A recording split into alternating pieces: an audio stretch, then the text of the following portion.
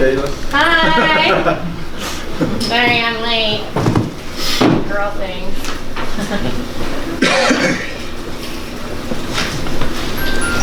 Kayla, congratulations on winning the championships last year. You're big, last year this time, you kept on saying 2019 PFL champion. How does it feel to have that belt and that $1 million check? Thank you so much. Yeah, it feels amazing. You know, Larissa's a tough opponent. It was a great fight, I feel like. What a way to end 2019, last fight of the decade. What an honor for me, what an honor it is for me to fight for the PFL and be changing the game alongside all of these warriors. You know, it's just truly a privilege, and 2020 is going to be the year of the unicorn. Kayla, I know that the last time you fought Larissa, you were upset that you guys went the distance, but I'm sure it's a lot easier to handle when there's $1 million at stake and Mike Tyson is putting the belt around your waist. No kidding. So can you talk a little bit about, okay, yes, you went the distance again, but you know how you handled it this time is a lot different. Yeah, I mean, I'm still slightly disappointed in myself. This time I held my composure better. I wanted to cry, mostly because I didn't finish her and because my ankle hurt and because Mike Tyson's putting a belt around my waist and I just won $1 million. It was just so many emotions, you know, so many. It's like the highest of highs in there. But she's really good. She's tough. She's a game fighter. She's tough as nails, and my hat's off to her. And you know, obviously I'm impressed with her, but I'm also proud. I overcame a little bit of adversity tonight, and I felt like my gas tank was really good. I feel like I learned a lot about myself, and I know I have a lot to improve on. I can't wait to get back to ATT. We were actually commending, first of all, the power double that just shot from the middle of the cage all the way. I think it would have went to the third row if there wasn't a cage there. And secondly, a lot of judoka don't adapt to the wrestling to the degree that you have. So can you talk a little bit about it? It looks like you look like a natural wrestler now. Well, I just have the best coaches in the world, don't I? I mean, Mike Brown, Steve Mocco, Anderson Franca, my coach Big Jim, American Top Team. I have the best training partners in the world. And I truly believe in what they teach there and what they preach. I'm the type of athlete, if you say jump, I say how high. And Mako Mondays, I don't know if anyone follows me on social media, but Mako Mondays are legendary, and the wrestling practices are also legendary. And I'm in there scrapping with D1 wrestlers, and you know, these guys, they've taught me well, and I think that that's something that girls don't do. They don't wrestle a lot, you know, and it's something that gives me an edge. So, the last question I have for you, you know, it was a really emotional moment with your mom. Did you know that she was behind you? Because it seemed no. like... No, I did not. I knew she was coming to the fight.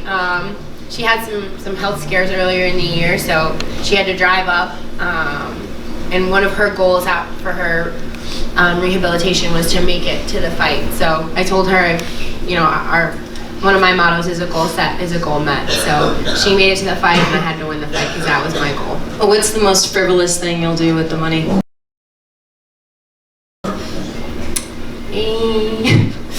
I mean, like it's just a stupid thing you want to buy. I don't want to buy anything. I'm going to donate a lot of it to my foundation. I'm probably going to buy my mom something wicked nice. Maybe take her on a really cool vacation somewhere pretty once she can fly again. And I just can't wait to get back to training. I know you can be super critical of yourself, but can you talk a little bit about the change from the last time you fought Larissa to this time, what you think you did well and how you think the fight went? I think that I was a lot more patient this time. I wasn't quite so frantic to get the takedown. I think even like in the fourth round, we were on our feet for quite a bit, and I wasn't really panicked. She hits hard though, so I was proud of the fact that when she did hit me, I didn't really shy away. I think I've gotten a lot more comfortable on my feet, and that showed in this fight, and I can take damage and give a little damage and keep coming forward. So a lot has improved, but again, just mountains of improvement that need to be made, and this is just the beginning. Like that, I told you guys, this is just a little spark. Like I haven't even glowed yet. You guys are gonna see. Kayla, so obviously, right here. Yeah. So obviously it's been a great year for American Top Team, you know, like your teammates, Amanda, Jorge. How does it feel that you fulfill one of your goals, adding the belt to that prolific gym, and of course of course, you acknowledge your training partners and your progress. And also, funny question: when are the renovations starting for the sauna that you want to implement in the women's locker room? Oh my God, that's right. The girls should get a sauna now. Dan, if you hear this, Richie. No, honestly, for me, it's just, I walk into that gym every single day, and I'm so inspired by the people around me, by my training partners, my coaches. They've become my friends as well. And it keeps me hungry and it keeps me humble. I mean, obviously I come, when I started judo, I moved to Pedro's, and I was sort of the little fish in the big pond, and then I kind of grew and I became this 2-time Olympic champion, and I kind of feel like that all over again at ATT. Like, I'm this little fish in this really big pond, and I'm gonna do everything in my power to become the biggest fish there, not just for fantasy football, but for everything. But it's just an honor to represent them, to represent American Top Team and all of my coaches, and I hope I did them proud tonight.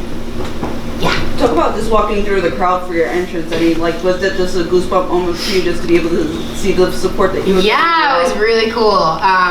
George, one of the producers, talked to me about it before the fight and asked if I was comfortable with it, and we did a walkthrough, and I said, yeah, this is cool, let's do it. But I've never really experienced anything like that, the fans so close, walking into the cage. It was pretty, I think I got like a little bit of an adrenaline dump from it, so I'm gonna have to learn to calm my nerves a little better, but it was amazing, really cool. So, quick question. What did your coaches say to you between rounds 4 and 5? Because it seemed like strategically you changed a little bit, probably realized maybe you were up 4 rounds, and just to make sure that you, if it was there, take it. If not, were you just like trying to avoid her hard shots, excuse me? I don't remember what they said in between the 4th and 5th. They did assure me that I was up 4 rounds. The game plan was going really well. I actually rolled my ankle, or something happened in the 2nd round. When she reversed my takedown, something popped in my knee and my ankle, and I didn't really have as much pop in my step and in my shots. And I knew I was up 4 rounds, so I was just kind of trying to be smart, avoid the heavy shots. But then she got in on a really good guillotine, I think, at one point, and I was like, oh my God. How close was that? It wasn't close, but it's just a situation I've never really been in before, so had to keep my composure and just remember what Mike Brown taught me. Kayla, one last question. Yeah. World champion in 7 fights. I mean, you're about challenges, 2-time gold medalist. I'm sure you get challenged every day. ATT, your competitiveness, you challenge yourself every day. Yeah. What's the next challenge in season 3 for you? And is one of those challenges maybe pushing for the idea of fighting twice in playoffs, kind of like the guys? That is something you would like to challenge yourself with? Oh my God, that sounds terrible. I don't know how they do it. Like, they're monsters. No, but for sure, obviously, I want to continue to grow as a fighter and as a human being. I look forward to seeing who else the PFL signs. I know they just signed Rory. They're trying to make the divisions deeper and stronger and better every single year. I think a lot of fighters are taking notice that, hey, the PFL's here to stay. They're changing the game, and if you want to be a part of something that is about sport and is about you controlling your destiny, then this is where you need to be. And also, by the way, $1 million helps. It's a pretty good selling point for the PFL. But I think ultimately, what was the second part of the question? 2 fights in 1 night. Oh, 2 fights in 1 night. Yeah, I would do it. Yeah, well, fine. Screw it, let's do it. On that note, I think that wraps it up. We have one more question? One more question, last question. Sounds good. Just for Lance and Kayla, you guys obviously both fought your opponents tonight earlier in the season. Did anything surprise you tonight about what they brought to the cage, and if there was anything that was different? I didn't feel like he brought anything different, which I was kind of surprised, because from the first to the second fight he kind of tried to bring a couple different tricks and things like that, but he pretty much stayed with his same game plan from the first fight.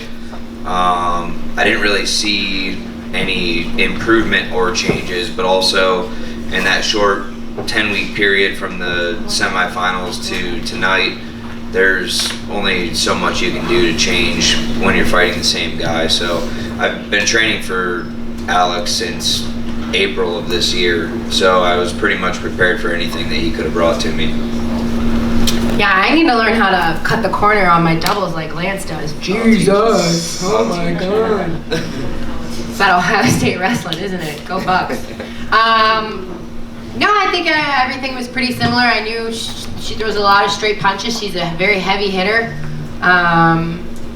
We worked a lot on defense and being smart for this fight, just trying to be more relaxed on my feet. I think it went pretty according to plan. It was a good night. Thank you, everybody. Appreciate Happy you New guys. Year! Happy New Year. Thank you.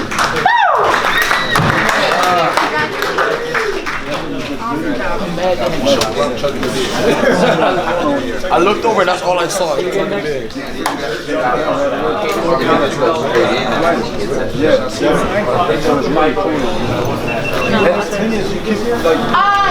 the ATT. If anyone has any football questions, okay, I'm the ATT Fantasy League champion. My number one? She had Lamar. No, he wasn't my number one pick. She had him though. That's the reason she won. Hey, I beat Lamar Jackson, Chris McCaffrey. Don't talk shit. You're not even in the league. Next year, Okay? You're not allowed Lamar to Jackson be in and the Chris league. McCaffrey in the quarters of the playoffs and I won. My first pick was Pat Mahomes, my second was Mark. I think my number one pick was, it was Tyreek Hill, and he was fucking hurt for the first 3, 4, 5 weeks, and I was like, I hate football! That's how I lost my 3 games. You made me come fucking 5th place. No, I know. I lost the first 2 games, and everybody was talking shit to me all year. Colby, I need her Dan, the owner.